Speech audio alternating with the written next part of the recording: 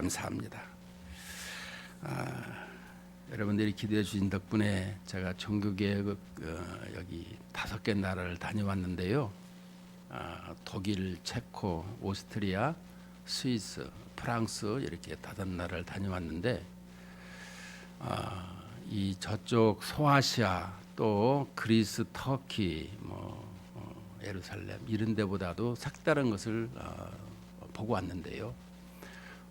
우리가 유럽을 하게 되면 이게 부자 나라다 이런 생각을 많이 하고 있는데 첫째로 느낀 것은 참 알뜰하다라는 것을 많이 느꼈습니다. 왜냐? 물값이 1유로 반, 1.5유로 보통 한 2,000원 이상이 되는 것 같습니다. 물 한 병에 화장실 갈 때에도 1유로 먹고 싸는데 기본이 1유로가 들어가더라고요. 그래서 그러는지 모든 것이 전략입니다. 물도 또 나아가서 쓰레기 버리는 것도 화장실 아무 데도 없어요. 돈 주고 가야 되니까. 이런 부분.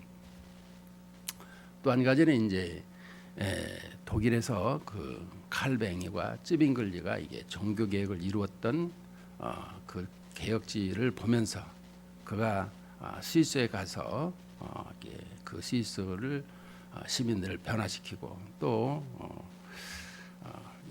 우리의 장로교회 어떻게 보면 기초가 되어지는 이런 모습을 보고 왔는데요. 그 나라에서도 아주 국부처럼 아주 잘 모든 것을 지키고 있는 것을 또 보게 되었습니다. 아마도 하나님께서 우주를 창조하시고 또 교회를 창조하시고 그래서 하나님의 말씀을 이렇게 따라서 행하는 사람들은 하나님께서 귀하게 여기신다라는 것을 보게 되었습니다. 우리는 이 하나님의 나라, 하나님을 잘 알아야 되는 것입니다. 많은 사람들이 우리 나라에서 보면 유교, 불교, 도교, 또 여러 가지 또 이렇게 각종 우상을 믿는 여러 가지가 있는데 특별히 또 여기 남매 호랑이교도 믿고 힌두교 사람들도 있고 또 모슬렘 사람들도 있고 또 여기 우리나라에 아직도 120명인가 되는 사람들이 내가 예수다라고 하는 이런 사이비 이단도 있고 이런 것을 볼 적에 정말로 하나님을 바로 알고 하나님을 섬기는 사람 이런 사람이 복된 사람이다라는 것을 느끼게 되었습니다. 당연히 우리는 그렇게 여기고 있어야 되는데 시시때때로 나를 점검하면서 그런 부분이 이렇게 새록새록 뿌리가 더 깊이 내려가는 깊이 있는 신앙이 되었으면 좋겠습니다. 오늘 사도행전 18장에 보게 되면 말씀에 붙잡힌 사람이라고 말씀하고 있습니다. 5절에 보면 그는 하나님의 말씀에 붙잡혀 있고요. 9절에도 보면 두려워하고 떨지 말라고 말하라 이렇게 주님이 말씀을 하고 있습니다. 사도행전 18장에 보게 되면 가장 색다른 것이 뭐냐 그러면 사도 바울이 복음을 증거하면서 두려워서 떨었다 이렇게 말하고 있습니다. 왜 떨었는가? 그는 어디에 가든지 하나님의 복음을 증거하는 데 있어서 아주 담대하게 거침없이 이렇게 사도행전 28장 마지막 절에 보면 말씀하고 있지만 그가 하나님의 말씀을 증거할 적마다 많은 사람들이 돌아올 줄 알았다라는 것이죠. 자기의 지식, 자기의 경험, 자기가 하나님 앞에 받은 달란트, 은사 여러 가지를 보면서 나에게는 부족함이 없을 것이다 하고 이렇게 복음을 증거하게 되었는데 아덴에 와서 이것이 막혀버립니다. 그는 가는 곳마다 교회를 다 설립을 했지만 여기 아덴에서만큼은 교회 설립을 실패했어요. 이 철학자들과 이 대면에서 늘 그들과 변론을 했습니다. 여러분 우리가 전도를 할 때에 시시비비를 가려가지고 이기든 지든 이렇게 변론을 하게 되면 전도가 안 됩니다. 교회가 안 세워져요. 이번에도 우리 여행하면서 많은 사람들이 가고 여러 사건이 있는 것을 봤어요. 세상에 여행을 하면서 버스가 차고 사고가 나고 호텔에 들어가니까 물이 안 나와서 씻을 수가 없고 또 호텔에 다음 날에 들어가니까 이미 다른 한 여행사인데 그 여행사 다른 팀이 와서 방을 점거를 해가지고 우리는 오도 가도 할 데가 없어 다른 호텔로 이전하는 또 마지막 날에는 또 이 운전하는 이 독일 기사가 10일간 운전하고 이제 있다가 처음부터 이 페이가 좀 적다고 투덜투덜 했었는데 오스트리아에서 그 가이드가 세 개 나라 하고 난 뒤에 돌아간 뒤에 이 페이가 적다고 하는데 적당히 하고 이제 넘어갔는데 결국에는 마지막 날에 우리 이게 1,000유로 주지 않으면은 안 되겠다. 짐도 안 주고. 그래서 이제 떼제베를 타고 프랑스를 넘어가야 되는데 스위스에서 결국에는 밥도 굶고 또 떼제베를 타는데 어마어마하게 힘들었어요. 스위스에서 거기 프랑스까지 오는데 고속 열차인데도 불구하고 3시간이 넘게 걸리던데 밤에 밥도 먹지 않고 이제 이런 부분을 보면서 서로 간의 불평과 원망 이런 것이 많이 있었는데도 불구하고 결국에는 서로 다 은혜롭게 공항에서 헤어지긴 했지만 오늘 여기서 우리가 볼 적에도 우리 신앙생활에 이렇게 자랑하는 이런 모습 오늘 여기 바울이 자기의 힘을 어떻게 보면 의지하지 않았는가 그래서 또 변론을 함으로 말미암아 이 변론이라는 것은 그 사람을 이렇게 굴복시켜 가지고 복음을 심으려고 하는 이런 것이 있었다라는 것이죠. 근데 그것은 안 된다라는 거예요. 그래서 그가 모든 것은 배설물로 여기고 오직 이 복음 십자가의 십자가 부활만 증거하는 것으로 하겠다. 이 고린도전서에서 말씀하고 있잖아요. 오늘 여기도 보면 그가 이렇게 힘들게 복음을 증거하다가 이제 고린도로 오게 되는 것을 보게 됩니다. 그래서 1절에 보면 그 후에 바울이 아덴을 떠나 고린도에 이르러 이제 거기서 교회를 세우지 못하고 넘어왔습니다. 넘어와서 이제 아굴라라 하는 본도에서 난 유대인 한 사람을 만나니 글라우디오가 모든 유대인을 명하여 로마에서 떠나라 한 거로 그가 그 안에 브리스길라와 함께 이달리아로부터 새로 온지라 바울이 그들에게 가매 그랬습니다. 이제 고린도에 왔는데 고린도에 이르러서 보니까 아굴라라 하는 본도에서 난 사람을 만났다라는 거죠. 이 부부를 이 아굴라라 이름을 볼 때 이게 천민의 이름이고요. 이 브리스길라라고 하는 것은 귀족의 이름입니다. 그러니까 좀 색다르게 부부가 되었습니다.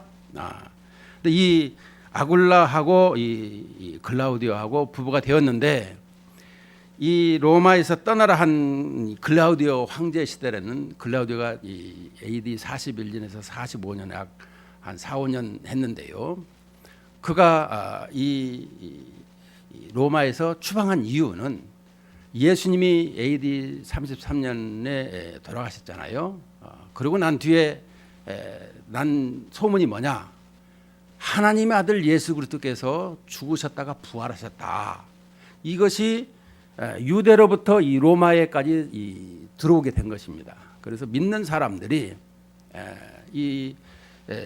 그 부활을 이 오순절에 많은 사람들이 예수님의 부활을 확신을 가지고 나아가서 이 로마에서 이제 살면서 이 얘기를 하는 것이죠. 예수 그리스도가 우리의 구세주고 왕이신데 다시 살아나셨더라. 그래서 우리에게 영원한 영생을 주신다. 이것을 말씀하니까 이 로마 사람들 그게 무슨 소리냐, 그게 있을 법한 얘기냐 하고 이렇게 시비가 붙은 것입니다. 계속해서. 그래서 그리스도인들만 가면 시끄러우니까 그들은 종교는 허락했지만 시끄러운 걸 싫어하는 것은 소요 사태, 밀란이 일어날까 봐 그들을 추방하기로 결정을 하는 것이죠. 네, 결정을 했는데 결론적인 것은 이들이 이제 고린도에 도착을 했는데 와서 보니까 사도 바울과 함께 만나게 되었더라는 것입니다. 이것이 과연 우연일까? 아닙니다. 우리 그리스도인들에게는 하나님의 다 계획 속에서 있더라라는 것을 보게 되는 것입니다. 저는 어디를 가든지 이런 것을 많이 봐요.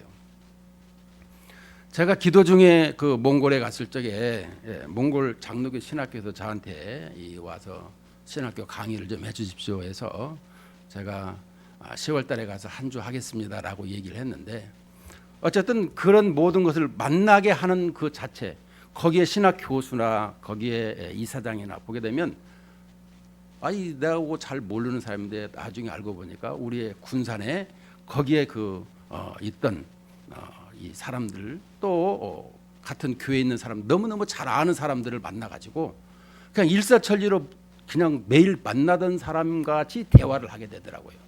그래서 이 부분이 잘 되어져서 이제 우리 지도교수하고 함께 거기 가서 몽골 장로교 신학교 가서 또 강의를 하게 되었는데 이런 모든 것은 그냥 우연이 아니라 하나님의 예정 가운데 그 일을 행하도록 하신 것이다라는 것입니다. 여기 자세히 보게 되면 여기 바울도 마찬가지인 것입니다. 아굴라와 브리스길라를 통해서 로마에서 오고 여기에는 아덴에서 지금 와가지고 고린도에서 만났어요. 그래가지고 그들이 하는 일이 뭐냐? 이 생업이 같으므로 함께 살며 일을 하니 그 생업은 천막을 만드는 것이라. 자, 이 천막을 왜 여기서 만드는 얘기가 등장했을까라고 하면은 로마에서 사람들이 다 추방령을 내리니까 갈 데가 어디 있습니까? 로마에서 다 벗어나서 그 가까운 이 고린도로 오게 되었더라는 것이죠. 사람들이 이 추방을 당하게 되면 당장에 집이 없습니다. 집이 없다 보니까 난민처럼 이렇게 천막을 만들어서 그때 집을 만들어서 살아가는 것이죠. 일손은 부족하고 그런데 이 바울이 그 천막 만드는 데 가서 일손을 돕고자 이렇게 이제 우리가 예상을 해보는 것이죠. 이게 그래서 같이 만나서 천막 만드는 일로 이렇게 일을 하게 되었는데 바울이 여기서 1년 6개월 있었죠. 11절에 보니까. 근데 여기서 1년 6개월 동안 천막만 만들었겠습니까? 거기에서 복음을 자세히 가르치셨습니다. 누구에게? 아굴라와 브리스길라에게. 그랬더니 여기에 한 장 넘기면은 여기 그 24절에 보면 알렉산드리아에서 난 아볼로라는 유대인이 에베소에 이르니 이 사람은 언변이 좋고 성경에 능통한 자라. 그가 일찍이 주의 도를 배워 열심으로 예수에 관한 것을 자세히 말하며 가르치니 요한의 세례만 알따람이라. 그가 회당에서 담대히 말하기 시작하거늘 브리스길라와 아굴라가 듣고 데려다가 하나님의 도를 더 정확하게 풀어 이르더라.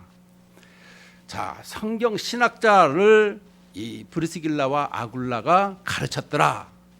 이것은 바울이 1년 6개월 동안 천막을 만들면서 브리스길라 아굴라를 양육시킨 것입니다.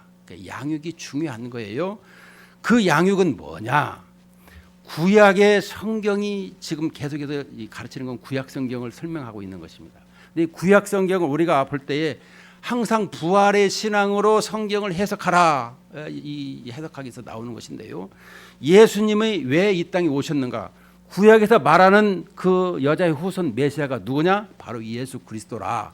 예수 그리스도께서 이 땅에 오셔서 하신 일은 우리를 이 새롭게 영접하고 또 하나님의 나라의 백성으로 살아가는 것을 설명하고 또 나아가서 교회를 우리에게 주셔서 하나님의 자녀로 살아가게 하신 것이다. 이것을 착 리스트를 만들어서 설명해 준 것이죠. 그러니까 구약만 알고 있던 이 아볼로에게 그가 신약의 예수님이 바로 오시고자 하는 메시아다. 이걸 설명해 주고 있는 것입니다. 좀 더 쉽게 설명하면 여러분들이 세례를 받습니다. 세상에서 내 마음대로 다 살았습니다. 내가 다른 신도 섬기고 나를 섬기고 살았지만 이제부터는 내 인생에 나의 왕이 있어야 되는 것입니다. 여기 로마에서 추방당한 이 브리스길라 아굴라 얘기를 자세히 보게 되면 로마의 황제는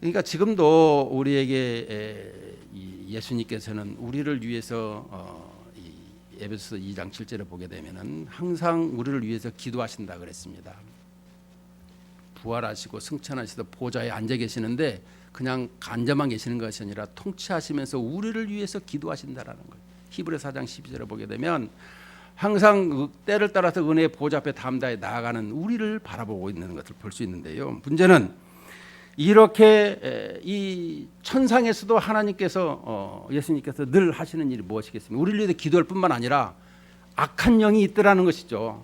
그들을 늘 이렇게 제압하고 있는 것을 보게 됩니다. 그러면 한 방에 다 제압해 버리시지 왜 지금까지 그러고 계시는가? 글쎄 그건 다음에 하나님한테 물어보시고요. 우리에게 이런 것을 보면서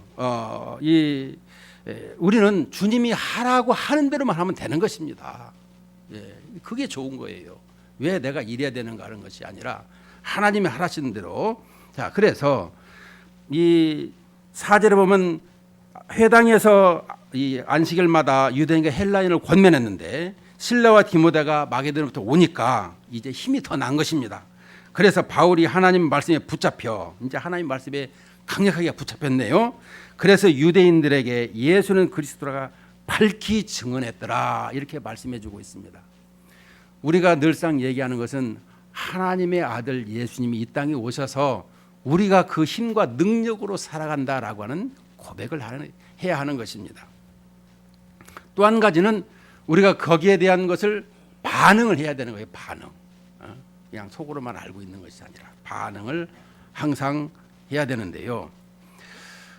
그런데 여기 보게 되면 이 대적하여 그들이 대적하여 어디서부터 대적할까요?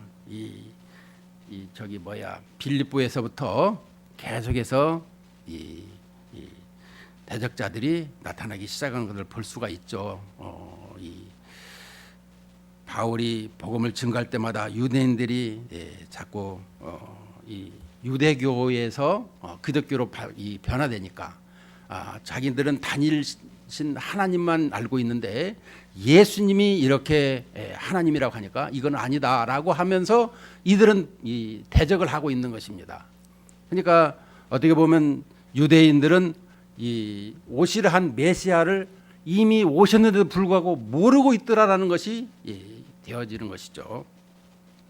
그래서 바울이 복음을 증거하다가 그들이 대적하고 비방하니까 바울이 옷을 털어버립니다. 그러면서 너희 피가 너희 머리로 돌아갈 것이요 나는 깨끗하니라. 나는 너희들에게 가르칠 수 있는 주님이 가르치는 대로 말씀하신 대로 최대한 대로 너희들한테 증거했다.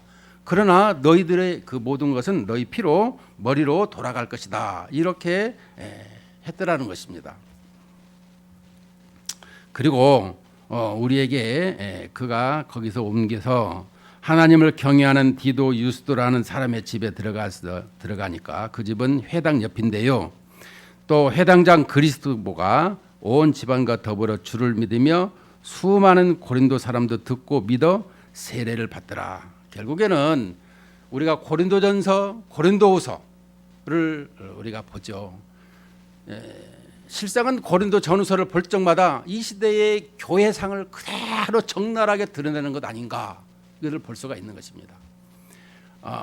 이 우상의 도시 고린도에 하나님께서 복음을 증거하라 하셔가지고 또 이 복음을 증거하는데 이 교회가 세워지는데 이 고린도 전후서를 볼 때마다 그들은 얼마나 많이 이렇게 역사가 있는 것을 보면서 당파 싸움도 생기고 또 이렇게 성에 대해서 결혼에 대해서 또 은사에 대해서 사랑에 대해서 부활에 대해서 얼마나 많은 역사를 가르치고 있습니까?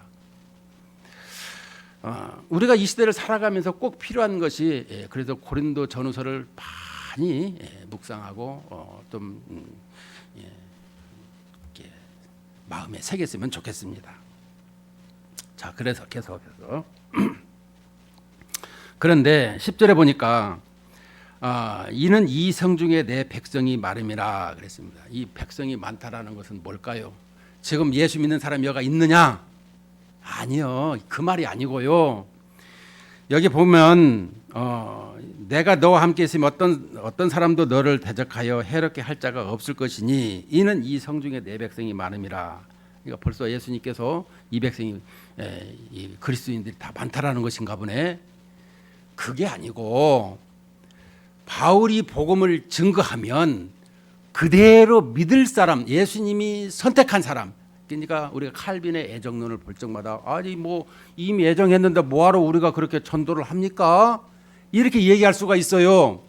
그런데 다 하나님께서 선택한 사람이 있는데 그 사람에게 복음을 증거할 사람이 꼭 필요한 것입니다. 그 사람이 가서 증거를 하면 그 사람이 믿게 돼 있더라는 것이죠. 이게 바로 주님이 말씀하시는 지금 이 성중에 내 백성이 많음이라 하는 말씀이에요.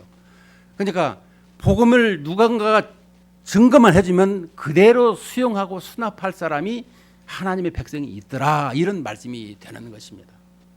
우리 신앙생활 하면서 뭐 내가 이 복음 뭐 증거하면은 뭐 믿게 되겠나 이런 생각을 할 때가 있습니다. 예를 든다면 나도 예수 믿는 거 시원찮은데 그 사람한테 예수 믿고 바르게 신앙생활 하라고 내가 그렇게 말할 수 있는가, 이런 내 마음에 있더라는 것이죠. 그러나 주님은 그것 떠나서 너는 시키는 대로 복음을 증거하라.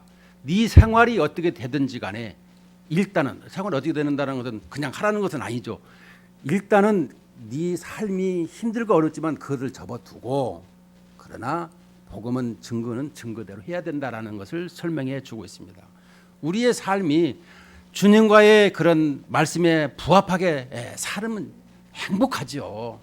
안 됐을 적에 좌절할까 봐 그럴지라도 증거하라, 이런 말씀이 되는 것입니다. 그러므로 우리가 이 지난 한 주, 지난 한 달을 생각해 볼 때 내가 예수 믿으라고 한 사람이 누가 있을까? 돌아보자라는 얘기인 것입니다.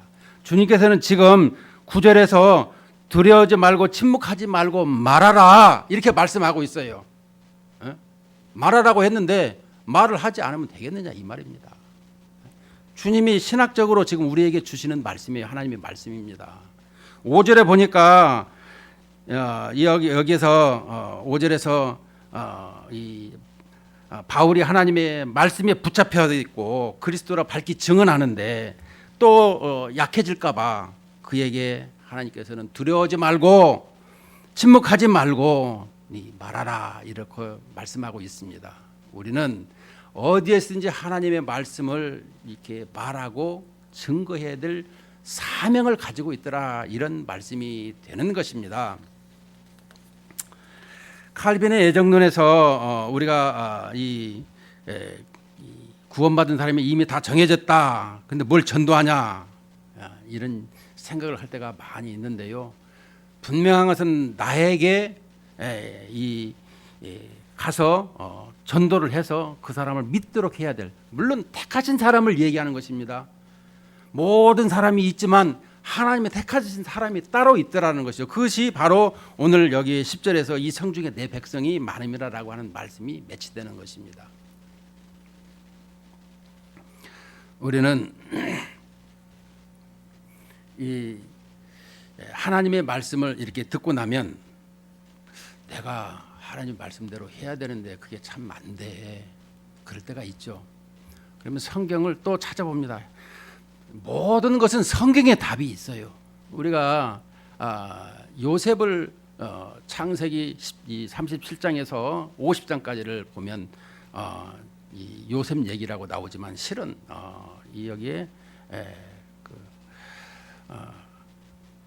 그 야곱에 대한 것을 설명을 하고자 말씀하는 것인데, 그 야곱의 아들들의 그 요셉을 통해서 설명이 조금 되고 있는 것이죠. 그가 때때 옷 입고 이렇게 있는 것은 하나님의 말씀을 사랑하고 그래서 그를 때때 옷을 입혔다 그래서 색동 옷을, 아마도 그렇게 또 하나님의 말씀을 또 좋아했던가 봐요, 요셉이. 그래서 꿈을 가지고 이렇게 볏짚 이렇게 여러 개가 절하고 또 해와 달과 별이 절하고 이걸 자랑했다가 그만 거반 죽겠거럼 두드러 맞고 물속에 던졌는데 물이 없는 이런 웅덩이에 됐고 결국에는 사람을 팔아서 그가 노예로 가가지고 이제 살다가 국무총리가 됐지만 국무총리가 되어서 끝난 것이 아니죠. 결국은 그 형들이 와서 무릎 꿇는 것을 보고 하나님께서 생명을 살리려고 나를 먼저 보내셨구나. 이걸 깨닫게 되는 것입니다. 그러니까 이 볏집단이 해와 달과 별이 절하는 것이 뭘까?